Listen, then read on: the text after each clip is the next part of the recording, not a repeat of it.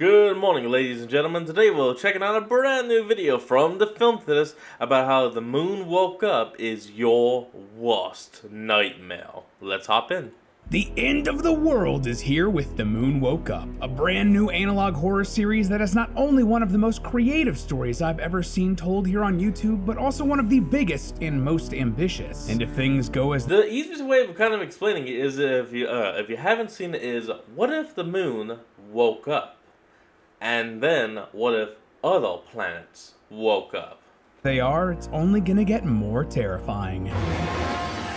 Yep, there you go. Saturn, Jupiter, and Hello Internet, welcome to Film Uranus? Theory, the show that's always orbiting your Neptune? subscription feed. I'm not sure. Though it looks like we're about to crash into the planet. Quick, subscribe to make sure the videos don't get destroyed on impact. So, loyal theorists, I always Oh, try to no. keep an eye out for any analog horror series that might cross my feed, whether that's here on YouTube, Reddit, or Instagram. At Forest First, by the way, drop me a follow and send me any cool series that you find. Ah, okay. Boy, oh boy, let me tell you, I got really excited when I saw this one pop up. A creepy, horrific face plastered on a celestial body staring down at Earth? Yes, please. That is Yeah. exactly the sort of thing that I dig, like personally, and it's the perfect sort of horror to theorize And yes, all of them have that exact same face of no eyes, open mouth, the pretty much a perpetual smile. about. This is The Moon Woke Up, a series created by Mr. Friend right here on YouTube.com, all about a world where, well, the moon is woken up. Some eldritch entity has taken control of the moon and other celestial bodies as well, and caused Oh, our is that closest what it cosmic is? neighbor to smash into the planet, wreaking Huh, havoc on the okay. world's population. Now, the survivors are trying to figure out why this has happened, as well as survive the destruction of the world as we know it. It looks like Mr. And Friend along has the actually been changes. making these sort of horror animations for a while now. I actually remember some of them popping up on my feed randomly, but The Moon Woke Up is absolutely his biggest hit yet, with the first video having a staggering 28 million views and rising. And man, Hot I can damn, see that's why impressive. these videos took off. Because he uses tools like Blender, Mr. Friend is able to capture a really uncanny visual style while still feeling grounded. And honestly, big analog horror, annoying orange style faces on planets make for great thumbnails. That But is even funny. beyond that, as the series has continued and gotten bigger and better, it's mixed in satirical comedy with the horror, creating something akin to Starship Troopers or Helldivers. Need a friend? Moi, j'ai besoin de nourriture et d'eau, espèce d'imbécile. It's also expanded its story, French. going from a creepy VHS found footage video to an epic that spans literal star systems. And because of that, there are tons of mysteries packed into the series. Mysteries that you know that we have to Ooh, try and moon, solve. So pretty that's chill. exactly what we're gonna do today, loyal theorists. We're going to break down exactly what's happening in this story, try to put together all of the pieces spread out across the 7 episodes released so far, and see if we can 7 use them to episodes. figure out where the story Okay. is going. And if I'm right, The Moon Woke Up is going to get much bigger before the end of things. But just how big? Oh, Mythologically I bet. big. So put on your robot arm and drink your moon juice, loyal theorists, as we shoot into The Moon Woke Up. The Moon Woke Up begins with some astronauts on their way to the moon, and given the timeline we're given just a little bit later in the series, it's likely that these characters are meant to be the Apollo 11 crew, including Most Neil likely. Armstrong, Buzz Aldrin, and or Michael Collins, the first people to walk on the moon. However, as they Very approach, false. two dark spots open on the surface, a pair of eyes gazing out at Earth before a gaping mouth opens.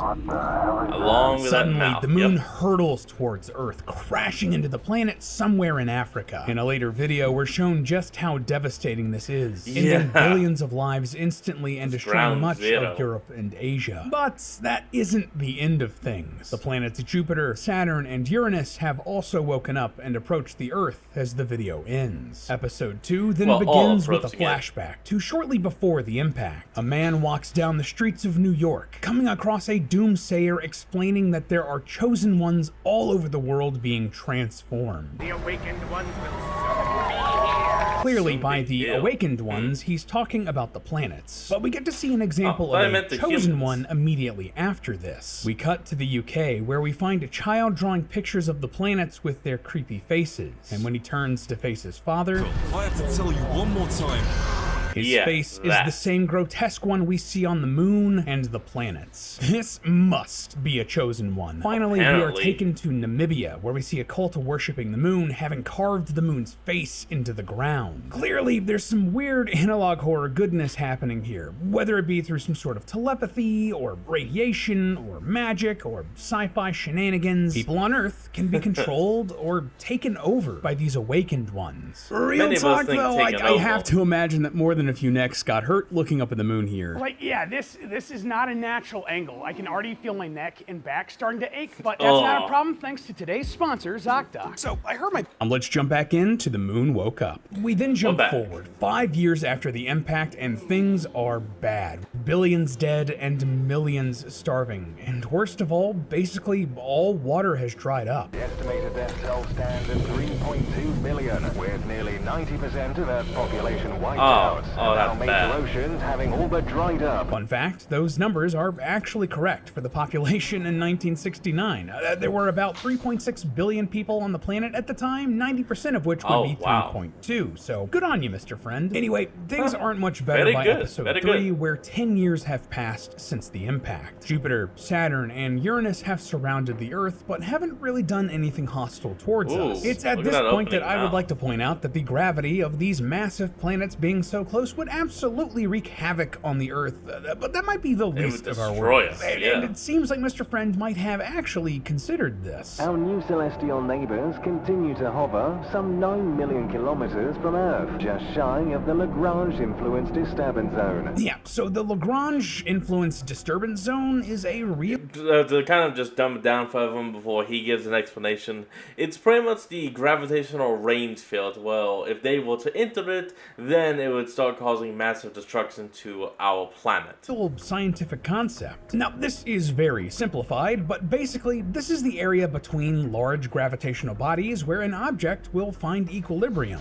Basically, it won't be pulled towards any of the other objects. So Earth That's here right. is kind of just stuck in the middle of space. Finally, the area around the moon's impact site is now known as the Umbra Zone and has thousands of kilometers of land that is About dangerously 3,000. irradiated. This is just not a place you want to be. All the efforts to keep life on Earth going are being spearheaded by the Frontline Research Initiative for Earth's New Defense, or FRIEND Industries. We Haha, love a good Friend. acronym. FRIEND is being backed by basically every world leader in government that's still alive, basically making them the de facto ruling body of the surviving population. According to episode 4, they're also the largest employer on Earth now, with popular programs in weapons development, Yeah, water pretty reclamation, marine corps, and human repopulation. The last one is incredibly popular, as you'd imagine. Anyway, Friend Obviously. attempted to launch several probes to investigate the planets of Jupiter and Saturn, though not Uranus, because Naturally, nobody wants to get close to Uranus. of course, things don't go Fun. quite to plan as the probes launched are destroyed by several of Jupiter and Saturn's moons, all of which are awakened that fly out of the planet's mouths. It's just truly creepy stuff, and it looks like humanity is going to be stuck here is for impressive. a long while. Anyway, we then cut to the point of view of a Friend Industries Marine with a cool robot arm as his squad is heading into the Umbra Zone around the moon. We get a ton of world building here about how the outside world So functions, about a growing worldwide black market, and the fact that people are still being turned into chosen ones like we saw earlier in the series. Put your masks on. Don't want the Trying to radiation figure out turning you how into it's one of done, those though. moon-infected. First it was the cosmic frequency turning you into one of those. Now it's the radiation. It's all bollocks. Yeah, this is definitely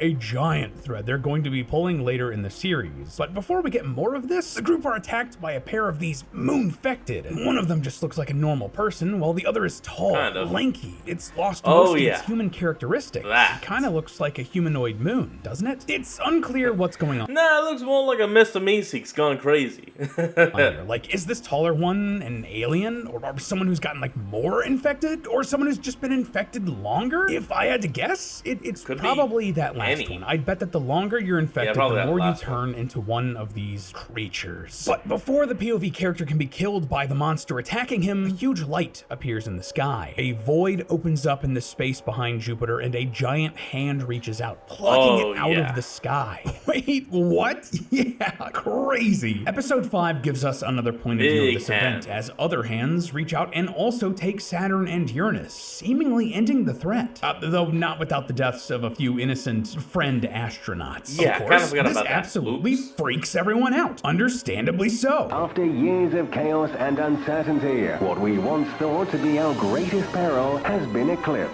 But Friend takes advantage of this and declares the situation to be safe. 150 years now pass, and by the Big jump. 2130s, humanity has started to thrive again. Under Friend's leadership, incredible leaps have been made in technological development. Like, a giant wall has been placed around the Umbra Zone, cities have About been time. rebuilt, space stations now orbit the planet, protecting us from asteroids that used to get sucked in by the gas giants, and Friend has even And the started moon. building a space gate around one of the rifts that the giant hands came out of. But despite Friend's efforts pulling humanity back from the brink of extinction, I'm skeptical that their intentions are entirely pure. We see that they're performing experiments on living human test subjects that are certainly going to be painful. Like, I don't Yeah, want to trying to know what figure they out were going to that- do with that chainsaw. What the moon goo can actually do. Oh, dude. We also see a lot of people locked up in a Friend pin while screaming in the background during the Secret That's Tapes weird. merch ad. And back in episode 2, the Doomsayer in New York calls himself Mr. Friend. To be fair, this is the name of the creator of the series, and Friend is a common enough Obviously. word, but it was a connection that I couldn't help notice. But the most worrying thing of all to me is how they've been using moon juice. Yeah, I've been trying to find the best place to put this, but a recurring element here in the series has been a sort of radioactive, glowing pink liquid that seems to be coming out of the Pulsing. moon. We see Almost rats living. eating the stuff, puddles of it in the Umbra Zone, and most concerningly, vats of it being used in Friend experiments. And in this far future, they've even built a giant structure on the moon to extract it. This stuff is what's powering all of the Oh, incredible well, okay. technology in this future, but some people believe that it's causing the Chosen One mutations. Nah,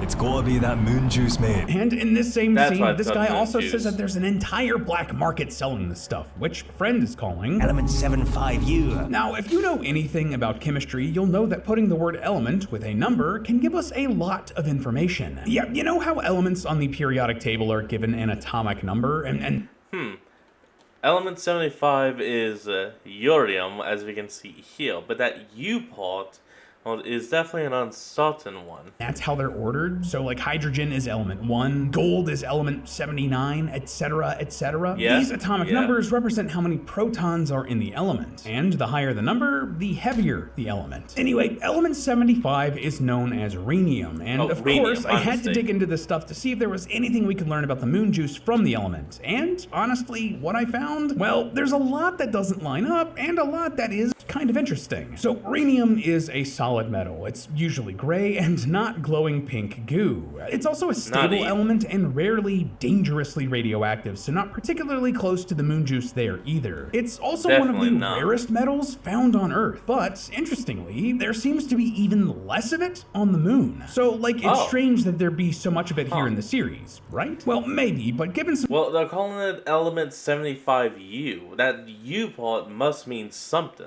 things we found out later in the series, the planetary body in The Moon Woke Up might have had way more than the moon because of other circumstances. All that being said, this may just be a case of a creator choosing a cool, sciencey sounding phrase for their mysterious moon juice in their lighthearted sci-fi horror series. But hey, it's always fun to explore the options and learn a little bit, right? Yeah, Anyway, you we see the never results know. of Friend's experiments of the moon juice on human subjects in episode 5. They inject a human candidate with the stuff, and all of a sudden, he's able to use tech powered by the moon juice to destroy one of the Grey Chosen Ones. It's Awesome. crazy stuff, man. Oh, and also, the person we see here in this point of view is almost certainly the same Marine we see earlier in the series with the robot arm. They mention that he's being woken up from some sort of like cryogenic stasis, and Frosting at 95%, sir. well, he only has one arm. 95%. It seems like a weird detail that they add to this character when there's already been another character exactly like this earlier on. And they give him a new robot arm in this scene. I like fully expect him to become a recurring character later in the series,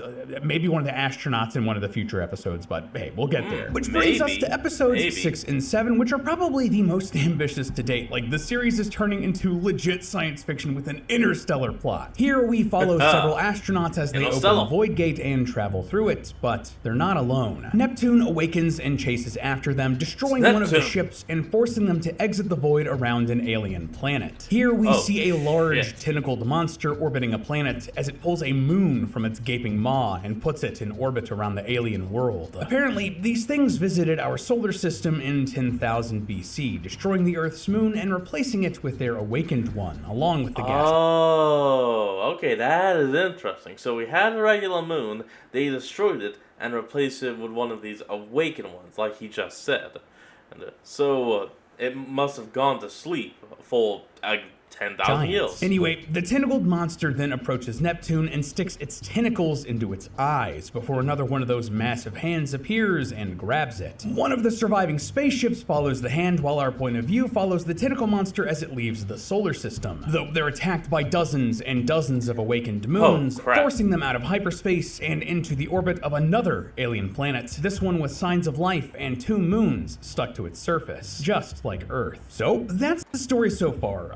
Well, unless you count a video called Secret Tapes. This video is great and funny, by the way, go watch it, but it's really more of an ad for Mr. Friend's merch than anything else. Oh, and speaking of, we here at Theorist have heard your feedback and brought back some classic feeling theory wear with a couple of hoodies and shirts and socks. Like the black hoodie is my absolute favorite. I need to get my hands on one of these like right now. So please go to theoryverse.store if you want to check any of that out. Get like a English discount. shilling aside though, what's really going on here in The Moon Wakes Up? Why are the that's a good planets question. and moons looming over Earth? Why did the moon crash into the planets? What are these giant hands that pulled the planets away and the weird tentacle monsters? Being real, we need more episodes and information before we can get some definitive answers. But I do believe we can use an unexpected source to potentially get some answers. And that source, Greek and Roman mythology. You probably know that most of the planets are named after gods from Roman mythology.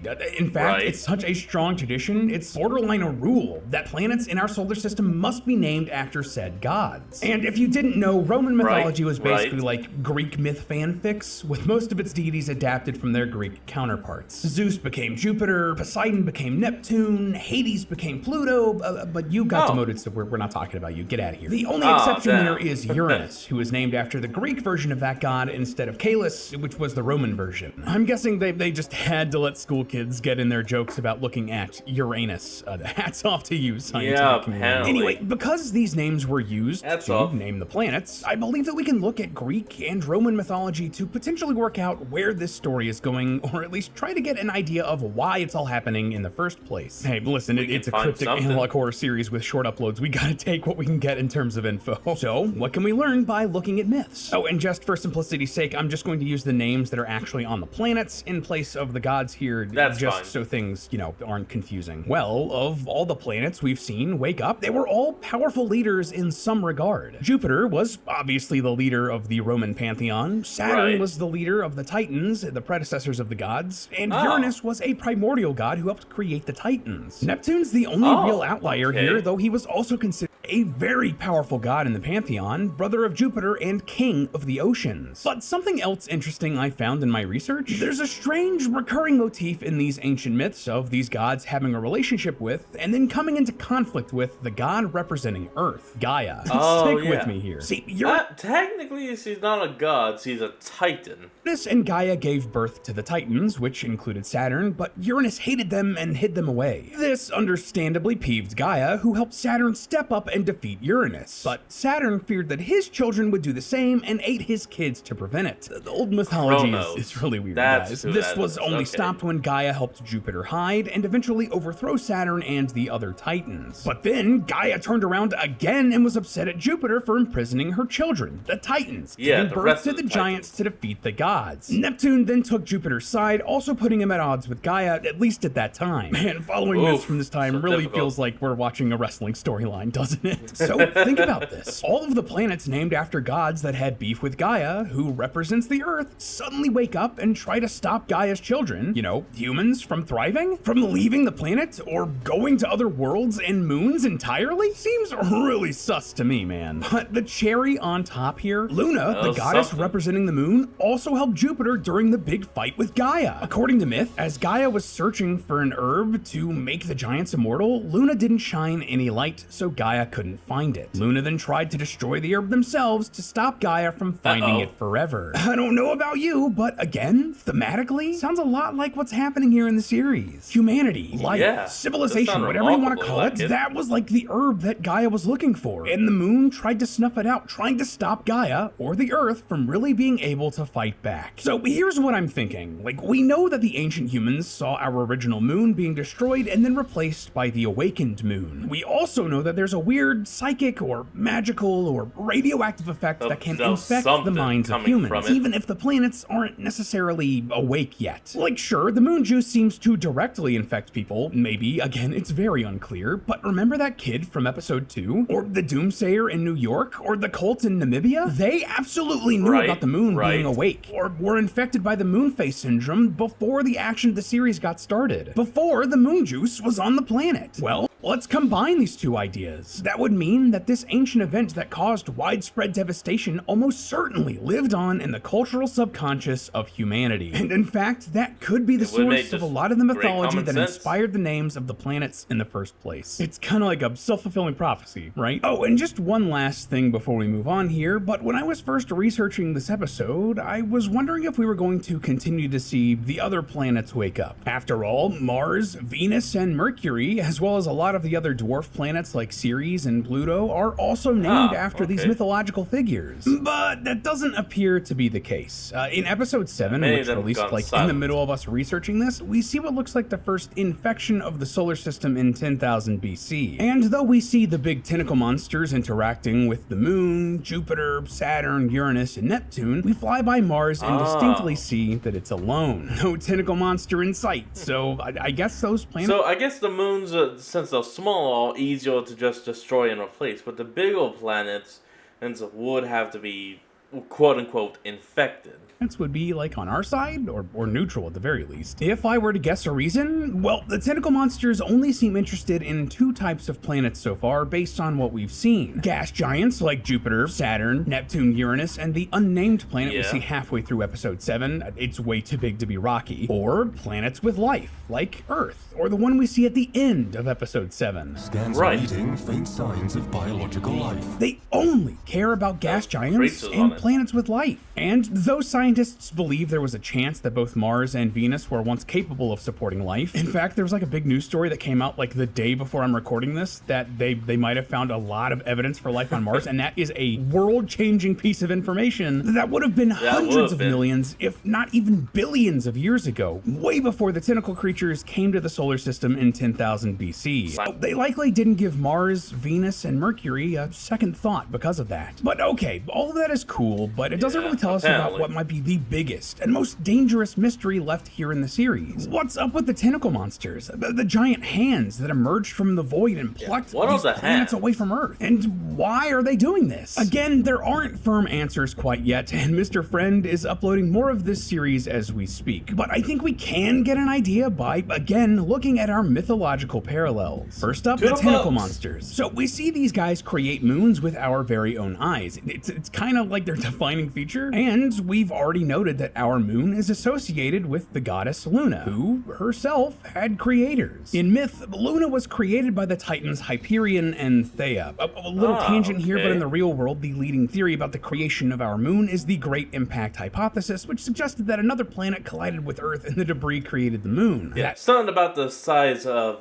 Mars crashing planet was called Theia. Astronomers are real big nerds, and I love it. Anyway, in myths, Hyperion was also imprisoned by Jupiter when he overthrew the Titans with the help of Gaia, and Hyperion wasn't too happy about that. This could explain why the tentacle monsters are so interested in planets like Earth that have life. It's representative of any grudge that Hyperion might hold against someone like Gaia. But here's the thing. Hyperion didn't only create Luna. He was also responsible for the creation of Sol, the representation of our sun. If the tentacle monsters represent Hyperion, that could also explain why they're so interested in the gas giants. Now, this is incredibly simplified, but the biggest difference between a gas giant like Jupiter and a star like our sun is mostly just the amount of stuff in it. The amount of gases and other elements clumped together. So basically, if Jupiter just had more stuff in it, it would have become a star. Well, think about this. We also see that the gas giants wake up in this universe, thanks to the tentacle monsters. So what if the end goal of these tentacle monsters has to do with stars, like Sol, our sun? That's a way for the series to get even bigger, monster, right? Have them wake up our sun just like they did the gas giants. Oh, so that maybe. potentially That'd be explains the awesome. tentacle monsters, but, well, what about the other giant hand-shaped elephant in the room? This is clearly not the same thing because it's, well, a hand, not a Yeah. tentacle. At first, I wondered if they were connected in some way, like maybe the tentacle monsters are preparing Rivals? the planets for harvest or something like that. But the more we've seen and the more I've sat and thought about it, I get the vibe that these things are at odds with one another. Like, the hands Yeah, seem to the pluck the rivals. gas giants out of space without the intervention of the monsters. They just kind of like appear and take them. You know, instead of having the tentacle monsters like prepare them. And they don't travel the same way. In episode 7, the monster just floats away at high speeds instead of using the sort of Hyperspeed. void portal that the hands create. So, what's up with these things? Is there something in mythology even more powerful than the Olympians, Titans, and primordial gods? Well, you know I wouldn't ask the hypothetical what would it question be? if I didn't have an answer. See, Even I don't though know. beings like Gaia and Uranus were some of the first primordial gods, they still came from something else. They weren't the first beings in the universe in these myths. And the thing that came before, Oh, yeah? chaos. Yeah, like the Oh, literal that's concept right, of chaos. chaos. In Greek and Roman mythology, this was a personified character, the very first being that existed in the universe who created the other primordial gods. It was basically like the forerunner for everything, and that kind of seems like it could be Yeah. a giant hand that plucks entire planets out of the sky like they're nothing, right? But the thing that He's really taking what drives this doesn't home, belong. that really cements this connection for me, well, in Greek, chaos means gaping or vast void. Yeah, Like the void. gates. Almost like a portal to another place, exactly like the voids we see these hands coming out of. So what does this mean? Does having these chaotic beings come in and pluck the planets out of the sky mean that Earth and humanity have a powerful ally? Well, not necessarily. ally. In the mythology, chaos doesn't really have an agenda. It simply is. It's a void without order, so much so that it's often described as a middle ground between the Earth and Tartarus. That's the Right, realm that the yeah. Titans were banished to. Whatever these beings are doing here, it's certainly not because it wants to help us. Like, it probably doesn't even know that the humans and friend industries even exist. Yeah, no. not even. Instead, if anything, if these chaotic beings end up saving humanity, it won't be on purpose. It'll be a side effect of whatever bigger plans it has going on, while also dooming the Earth to a bunch of unexpected fallout. Which, hey, at least it kind of fits the satirical tone the series has taken, doesn't it? But hey, that's just a theory. A film Oh, theory. And cut. Up next on Alright everyone, that's going to be the end of today's video, and I hope you all enjoyed. Remember to like, comment, and subscribe for more. Link to the original will be in the description below, and I'll see all of y'all next time when we flick back on. Till then, this is Fox, signing out. Peace.